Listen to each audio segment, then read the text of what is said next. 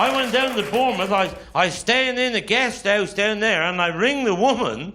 I said, where's your guest house? She said, is about a stone's throw from the beach. I said, how will I recognise it?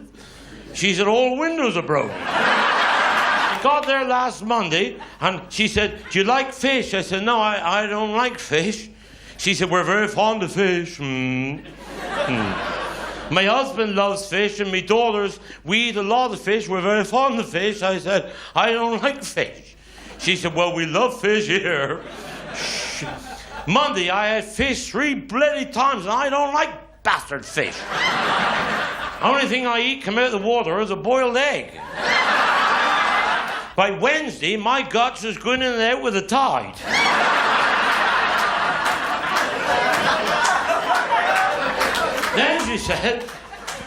Then she said, I'm going to read your fortune, Christ. And she tipped a cup upside down, she'd look at the tea leaves. Ah. She said, there's a stranger coming into the house. I said, up to Christ is the butcher. It's been an awful sad day, ladies and gentlemen. There was a terrible funeral here tonight.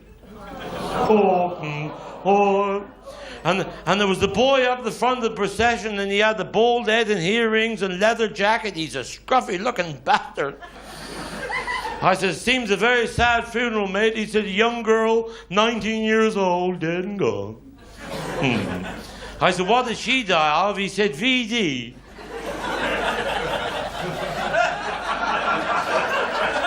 I said, you don't die of VD. He said, you do if you give it to me. Last night I went to bingo with Denzel and Berthy. Me and he went to bingo. He said, Jethro, he said, you got that number, put a ring around that one. He said, look, you got that one as well, put the ring. I said, fill your own pissing card in. He said, mine's full.